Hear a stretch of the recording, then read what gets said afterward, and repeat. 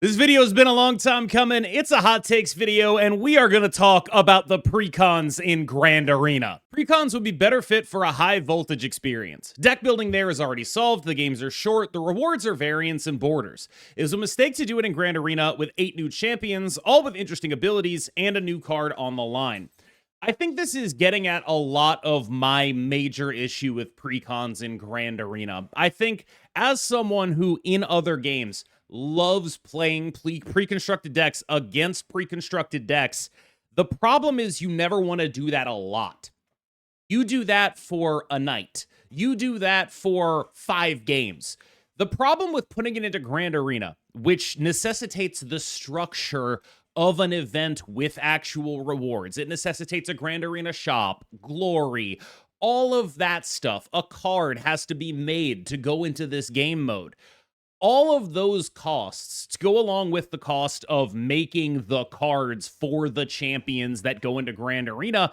If you're expending those costs as second dinner, I think you naturally want to create an event where people can engage in a monetizable way. And that makes a lot of sense to me as to how this got to where it did. The reason I agree with the take that it would be better for high voltage is that high voltage is typically the least monetized event. But Grand Arena, with 8 new champions, it kind of just has to be monetized or you never actually get it to happen. Unless your proposal is basically like, I don't think I could go to my boss if I worked for Second Dinner. And I was like, what we should do is take a bunch of dev time to make 8 new champions and 8 new decks for those champions to make $0. That is sort of what I would want to happen, but in order for that to happen, I think there would need to be a pretty significant backlog of pre-constructed decks. The problem with pre-constructed decks is that they are a fundamentally casual experience. You dip your toe in, it's very easy to get started, and there's not a lot of depth expected out of them. The problem with Grand Arena is that you have to engage with the game mode in depth if you want to actually get the rewards out of it. And that causes this kind of thing. People talk a lot about the balance of pre-constructed decks in Grand Arena. I don't think that's the problem. I think the problem is, very straightforwardly, this is a flawed premise for a non-casual game mode. It has the idea of being a casual game mode, but with all the competitive gaming incentives slapped on top of it that push against your desire and ability to even play the game mode casually. If you want to continue playing the game mode, you have to keep winning, which means you're going to try to win, which means you're going to optimize for the best deck, which is a very frustrating experience. I think it's like marginally solvable with better balance among the precons, but I don't think that's the fundamental issue. If it were me, I would suggest that this idea should be taken even further with regards to the high voltage comparison.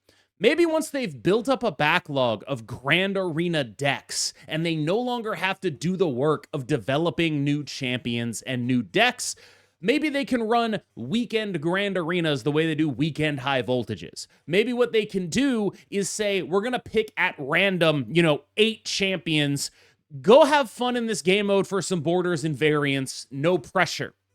But right now, while they're still putting actual dev time into it, I think the basic fact that they feel the need to, if we're investing something, get something out of it, stands in the way of that. So my hope is that when there's a backlog of champions built up, this is a more approachable idea.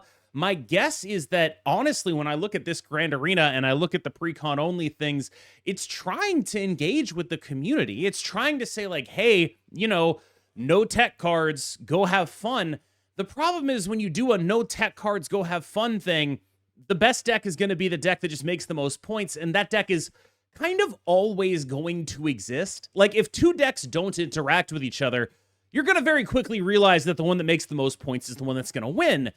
And if you want no tech, this is a great example of the downsides of that. When you look at what a great job they've done managing tech in mainline Marvel Snap, I would argue that the balance of the game has honestly never been better because tech still exists, but it's just weaker. In this mode, it doesn't exist, and it's no surprise that the deck that does all the scaling, doubling stuff is the best deck, and everything else feels kind of stupid. That's just always gonna be a problem if they try to answer what the community asks for with tech. I think they've done a good job in the mainline game mode, and, maybe went a little bit too far with the idea of it here. That is to say, like, there are things they can do marginally, but largely, my best guess is that if you do precons, you will continue to run into this issue as long as the reward structure of the game mode incentivizes just finding and playing the crap out of the best version of all these decks. Like, if you think you can make 8 decks that all have a 48 to 52% win rate, be my guest. I just don't think that's a really doable thing for anyone to be asking of them. So given that I don't think it's doable, I think it's a premise problem. Paying 800 gold to not interact with a limited time game mode is pretty rad. I'll pay that every single time given the option. I mean, yeah, I get it, right? Like, I also don't want to do the work. And this is part of why I talk about, like, the monetization of the game mode, right? You know what game modes you pay 800 gold to not interact with? It's every one of them except high voltage. You know why you do that? Because they don't offer the option in high voltage. I think that is because it is inherently a little bit harder to monetize that kind of thing.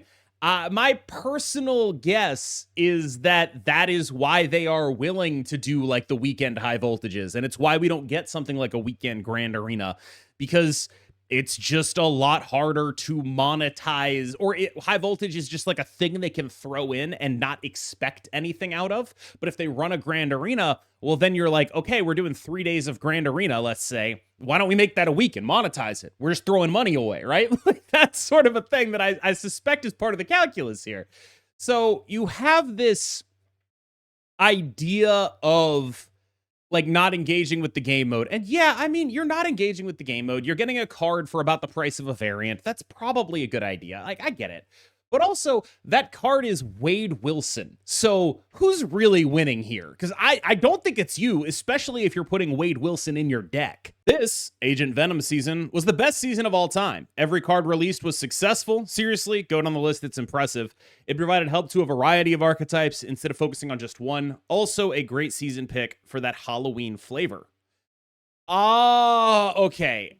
I am a little less sure of calling this one a success. I would argue Agent Venom was one of their most prominent balance failures, if not their single most prominent. That is the only season I can recall where there was extremely clearly a best deck, and not just a best deck, but like a best exact 12 cards with no need to change them, with like thousands of games of sample size in top 10% infinite at a 60% win rate, just like very, very clearly and obviously the best thing to do.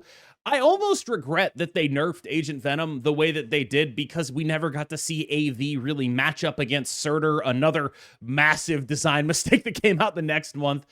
I am of the opinion that this season was a lot of cool stuff, but they overshot pretty significantly on what they were doing with AV. I would argue that between, like, of the cards released at that time, AV and Arishem were probably the two most broken cards released that year. And personally, I think AV was stronger than Arishem ever was. Now, there's a lot of cool cards in that season. Obviously, the other AV, Anti-Venom, one of my favorite cards of all time. This is a cool season, but I also think that it's interesting that people remember it fondly, because I think it goes to show that there's less consequences for power creep than people think. Like, if they, like, this is a season that is being argued to be good based entirely on, look at all how strong these cards were. And then at the same time, people will be like, oh, you're power creeping the game. Like, I don't know. My instinct is that it's probably better for them to make cards that are stronger and risk the AV stuff. Because you look at how people think about it now, I mean, clearly not that big of a problem. Whereas if you look at something like, Mr. Fantastic First Steps, everyone remembers that really poorly, because when it got nerfed in a way that just kind of took it out of commission forever. Whereas AV has stuck around to a much greater degree.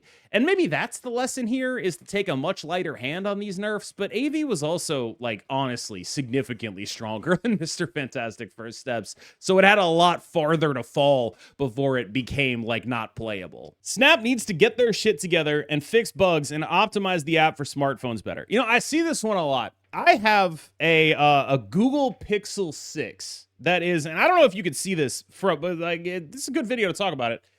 It is currently being held together by masking tape because the battery has swollen up so much that it is like actually like if I were to take this tape off, it would be fully like at this angle. The screen has come unglued on 3 sides from the phone. So I didn't expect Marvel Snap to do pretty well on my 4-year-old shattering in half phone, and yet I did my entire climb to infinite, starting at about 100% battery, before my battery hit 80%. Nothing, no problems. Like, I don't really know what the deal is with optimization, but what I will say is this. I haven't noticed anything going wrong on my very terrible Android phone. I have not noticed any of that. It has been totally fine for me. It's always a shock when people tell me this. They're like, this game is so poorly optimized. I'm just like, what? Really? Like, I have never, ever had that problem. And I don't really know why that is. Like, I don't know if you can speak to poor optimization in an anecdotal way. That's probably something that's like a, you know, larger than anecdotal way. Like maybe the reason it works so well on my phone is because I'm connected to the internet on my phone, and maybe other people are on like their mobile networks, and maybe it's shittier on their mobile networks. Just a million things. Like I keep seeing people complain about it. I had no issues whatsoever on my absolute piece of crap, literally held together by tape phone. None. Gameplay was better when there were fewer tech cards to play around. Oh man, I could not disagree more. Gameplay was not better, it was easier, and you remember it is better because you won more, because you got to feel smart for playing around 4 cards instead of feeling stupid for having to think about like 10 and getting it wrong. I could not disagree with this more. You got more satisfaction out of that because you were better able to make cool plays and feel smart about those cool plays. And now it is harder for you to make those cool plays. But that doesn't mean that it's worse. I could not disagree more with this take. I think that gameplay, and I understand the argument is not so literally like it was easier, but also more like now there are too many things to play around, so I'm not as rewarded for thinking correctly about them. But I think that's not true. I think there's like a very good sense you can get about like what decks are likely to run what tech cards, what you can reasonably expect. And frankly, I think that being blown out by a tech card you didn't expect is just one of those things that's gonna happen. Like, are we gonna act like we haven't done that kind of thing to other people? I saw people playing, you know, Cobra Fenris Wolf on the Monster Island hot location. Are we going to act like that's suddenly like this incredibly bad thing to do? My instinct is that diversity of answers is usually a good thing as long as those answers don't quench the ability to play cards and enjoy the game. And I think actually the thing that they've done alongside all of these various new forms of answers and tech is they've made more of them, but they've been weaker.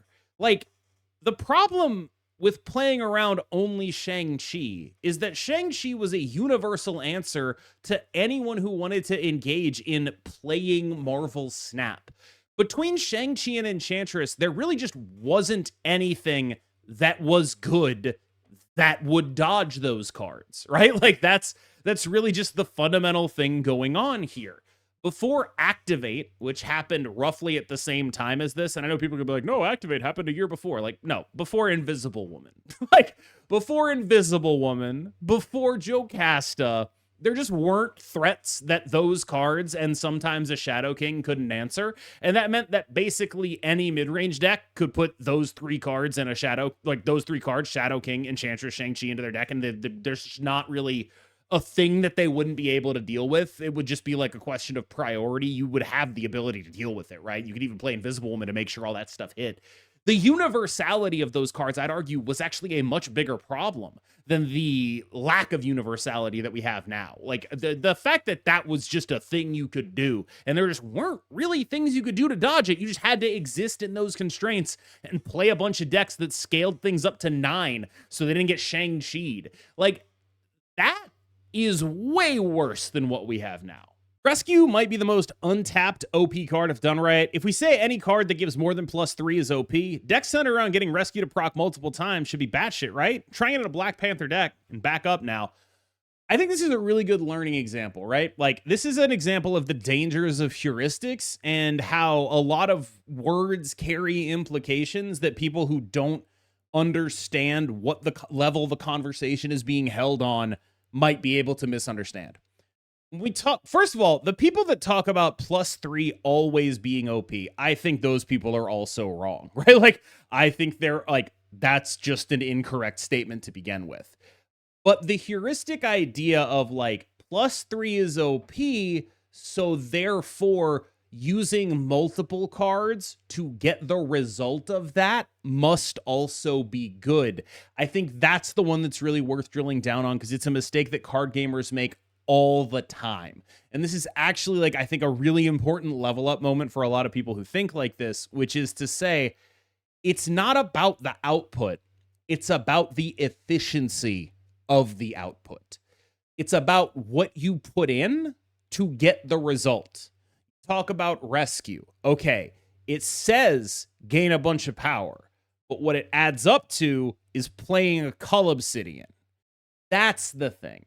What is the output and what is the input? What is the efficiency at which I gain this output? When you look at when Galacta said +3, we weren't just playing Galacta to say +3. What you were doing with Galacta was using that +3 to multiply other cards. You'd put that +3 onto your Brood, and then it would be +9. You'd put that +3 onto your Captain Carter, and then it would be +6. You'd put that +3 onto your Sebastian Shaw, and then it would be +5.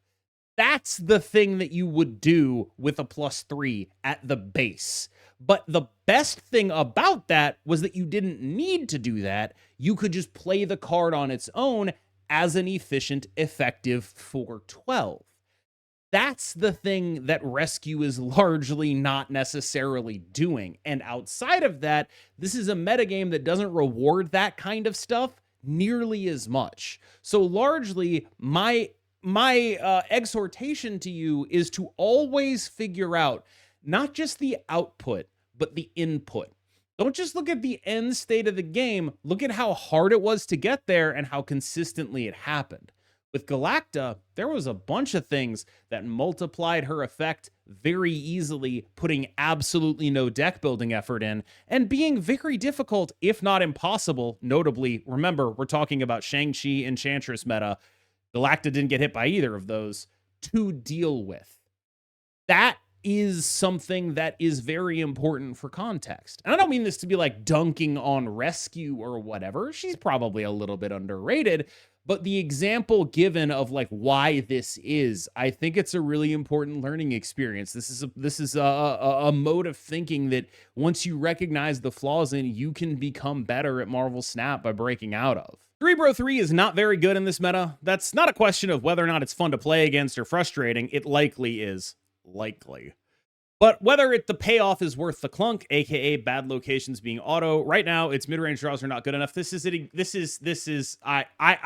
wish I had put these in order on purpose and I could take credit for that. I didn't put these in order on purpose, but this is a great example of the kind of high-level thinking that you should be doing when it comes to whether or not the juice is worth the squeeze. Is Cerebro worth doing right now? Well, it says +3. It's got to be OP, right? This is from Jay Walla. He is the Cerebro main, the highest ranked Cerebro player ever that I'm aware of. Constantly being the Cerebro guy. This is the guy. And what he's saying is that it is not worth it to play Cerebro, not because the payoff isn't big, but because in context, the combo decks have a higher payoff than you. And that's a bad spot for a Cerebro deck to be in. When you aren't doing your full combo, you're losing not just to the combo decks, but even maybe to the ramp decks here. And that's a really important metagame realization here, because it's not just about whether the juice is worth the squeeze in the abstract.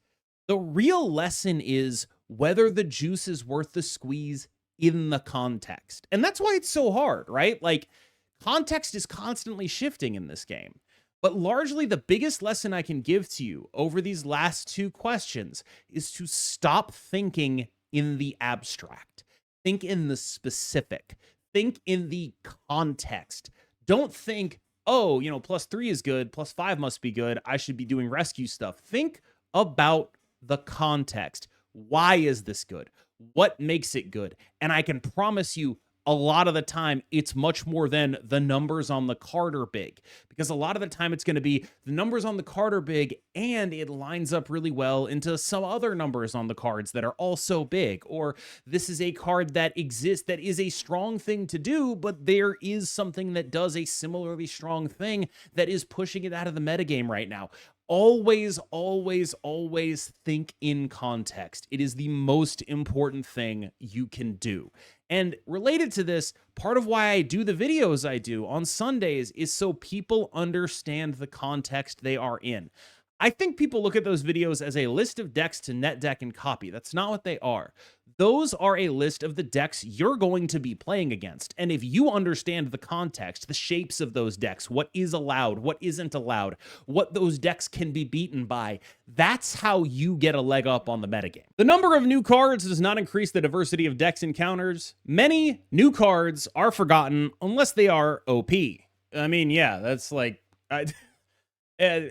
yes, correct. In order for a card to impact the metagame, it has to be good. Fact. With the change to Debris, give Annihilus his original text back to give him more options than just being a Hood and Sentry card. Okay, I'm gonna lay this one out really, really carefully. Because I don't want to be... sometimes there's something that's like really obvious to me that like might not be obvious to other people. And I don't want to make it sound like this is the most obvious thing in the world. But to me, to my perspective, they changed Debris specifically to make Clog worse, giving Annihilus the functionality to make her better and make Clog better would be something that would totally ruin the point of doing that.